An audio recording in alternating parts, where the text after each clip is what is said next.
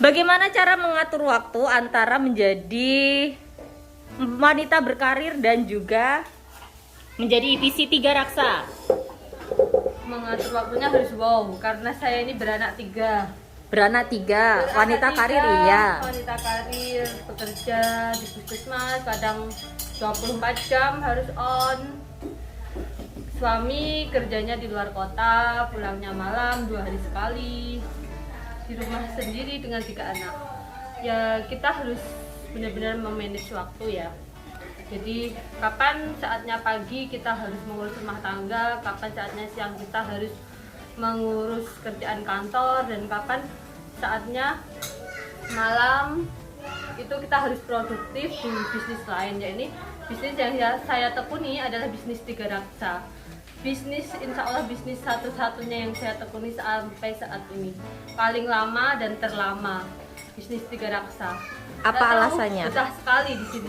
Alasannya apa, Bu Bit? Alasannya nyaman, di bisnis ini nyaman. Kita tidak ada target, tapi kita mentargetkan diri pengen apa. Jadi misalnya nih, saya di tahun 2020 itu pengennya memang punya rumah, soalnya anaknya sudah 3.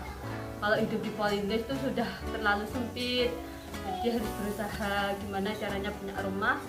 Akhirnya di 2020 itu nekat bangun rumah mulai di 2019 akhir. Jadi ketika kita sudah punya impian, waktu itu di akhir tahun saya punya impian, saya pasang di tembok di tempat kerja saya. Kemudian tiap hari itu saya list pengen rumah, jadi tiap kali lihat gambar rumah, oh rumahnya harus jadi, oh berarti harus dalam 1 bulan harus ngumpul segini. Itu saya targetkan pribadi. Selain dari suami, dari kerjaan saya, kemudian dari tiga raksa, itu tiap bulannya harus terkumpul. Jadi mana yang untuk rumah tangga, misalnya dari suami itu memang saya plotkan untuk rumah tangga. Kemudian yang dari hasil karir saya, hasil pekerjaan saya, dan dari tiga raksa itu saya kumpulkan untuk membangun rumah itu sedikit demi sedikit. Alhamdulillah dalam setahun rumah jadi, dan alhamdulillah walaupun mungkin tidak terlalu besar, tapi yang penting anak-anak nyaman. Kabarnya cukup lah 3 untuk 3 orang anak. Nanti kedepannya dipikir lagi mau bikin garasi, mau bikin tempat praktek, aduh banyak yang dipikirkan. Tapi tetap semangat ya. Tetap semangat, harus semangat. Jadi di bisnis tiga raksa ini kita tidak ditarget ya. Kita itu benar-benar targetnya target pribadi. Pengennya apa, pengennya berapa gitu. Jadi kita pengen komisi berapa, kita tentukan sendiri. Kita kerja keras dengan apa yang kita inginkan. Dulu Bu EPD bilang ke saya, kalau di tiga raksa pengen gaji berapa, bilang gitu kan. Saya bilang pengen sebesar gaji saya plus suami. Dan alhamdulillah ketika kita tekuni memang bisa mencapai itu. Jadi buat alhamdulillah bahkan masya Allah luar biasa. Pertemanannya dapat, kekeluargaannya dapat, umroh dapat, rumah dapat, insya Allah luar biasa di tiga raksa ini. Yang penting kita harus semangat, kita harus konsisten. Apa yang kita kerjakan harus konsisten, dan kemudian jangan gampang menyerah. Ketika lelah, tidurlah. Saya tidur kalau lelah. Saya kalau lelah jam 9 sudah tidur, pagi baru bangun. Pagi jam berapa, Bu Bit? Kalau lelah saya jam 9 udah tidur, jam setengah 5 baru bangun. Itu ketika saya lelah, jenuh. Tapi ketika saya mau move on lagi, kita atur waktunya di malam hari, kita persiapkan. Kita meminta sama Allah di sepertiga malam, dan kita semua keluarkan unek-unek di sepertiga malam itu. Kita cari ide-ide di waktu sepertiga malam itu. Insya Allah kalau saya yang serempong ini bisa, teman-teman pasti lebih bisa dari saya. Pasti itu saya yakin. Sudah ya, kenapa saya sekarang jadi artis ya? Belum selesai. Oh. Terus gimana cara memanajemen agar menjadi emak-emak yang tetap bahagia di atas kerempongan itu? Jadi kuncinya kerja sama suami. Kan suaminya 2 hari sekali pulang. Jadi bagaimana untuk kadang problem itu kan muncul dari dalam diri, bukan dari keluar ya. Pasti biasanya dari mood, dari capeknya pekerjaan, kemudian lelahnya dengan rutinitas, kadang rewelnya anak. Nah, bagaimana menjadi emak-emak yang bisa memanajemen emosi agar tetap bisa fighting untuk menghadapi kenyataan? Big why-nya apa yang bikin semangat untuk itu? Kalau saya pribadi ketika lelah ya banyak baca motivasi, banyak baca kajian. Kemudian kita ingat tujuan hidup kita apa sih di sini? Kita itu kan hidup hanya sementara. Ibarat kita itu di dunia ini hanya sementara. Jadi ya kalau kita mau kembali ke Allah, kita kan harus juga lebih banyak berbagi. Ketika impian-impian itu sudah kita pasang, siapa yang mau kita bahagiakan? Nah, itulah yang menjadi kekuatan kita ketika kita sudah down, ketika kita sudah lelah. Untuk apa kita di sini? Untuk anak-anak, untuk keluarga. Yang menjadi harapan saya ketika ibu sudah tiada, tapi saya masih punya harapan untuk umroh untuk ibu. Jadi itu yang menjadi motivasi saya untuk saat ini, sampai saat ini. Masya Allah. Terus apa selanjutnya harapan ketika rumah sudah dapat prestasi yang didapat dari 3 raksa? Prestasi, Alhamdulillah di tahun pertama IPC qualified, langsung dapat GN waktu itu, Grand Night di Bali, bisa liburan bareng keluarga.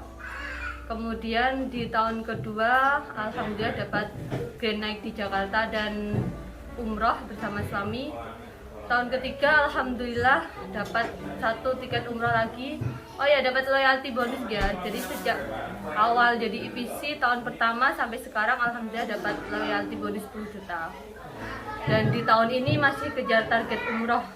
Semangat, saya sendiri sedang down. Kerjaannya banyak cuy.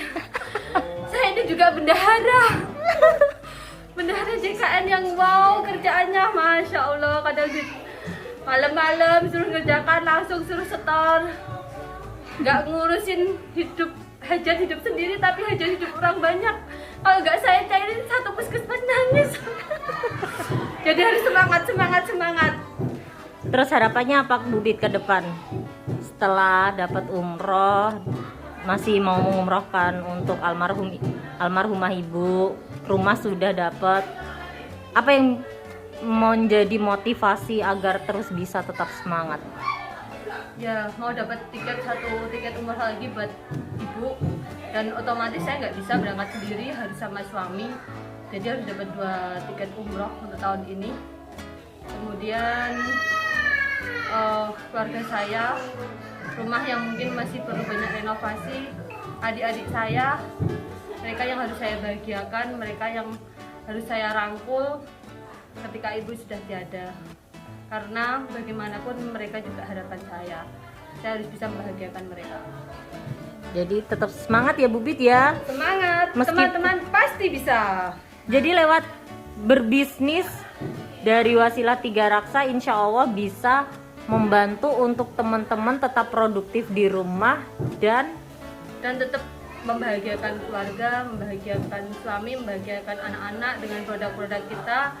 Kita jadi lebih cepat misalnya dalam memasak, kita lebih bisa membahagiakan suami dengan produk-produk Vienta, karena masakan kita mungkin bisa walaupun saya kerja ibaratnya, tapi saya tetap bisa masak untuk suami, untuk keluarga. Kemudian buku-buku edukasi untuk anak, itu cita-cita anak saya itu bukan pengen punya perpustakaan. Kalau ditanya cita-cita Nafisa itu pengen punya toko buku sak isinya. Duh, itu bayangin, anaknya tuh memang udah hobi banget baca buku. Ya dulunya awalnya dari buku-buku 3 Raksa itu yang saya kasih ke dia, sampai sekarang buka apapun dia mau. Jadi benar-benar produk yang dimanfaatkan sendiri, yang ingin ditularkan ke banyak orang ya Bu Bit ya. Ya betul. Oke teman-teman, sudah sore ya.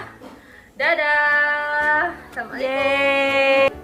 Ya, dan itulah cerita dari Ibu Bidan Rika dari Bojonegoro yang sharing sama teman-teman.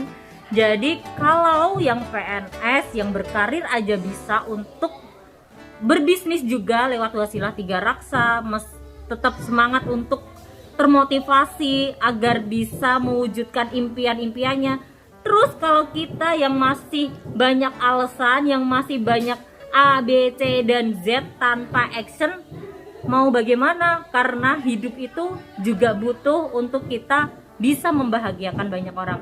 Apa sih yang kita cari di dunia ini? Pasti bekal akhirat kan ya. Jadi pastikan teman-teman, kalaupun teman-teman lagi lelah, teman-teman cukup istirahat, dan teman-teman harus memiliki motivasi terbesar dari dalam dirinya untuk bisa membahagiakan banyak orang. Karena hidup sejatinya bukan untuk kita sendiri, tapi bagaimana kita bisa bermanfaat untuk banyak orang agar kita bisa menjadi rahmatan lil alamin. Oke, terima kasih, sekian untuk sharingnya.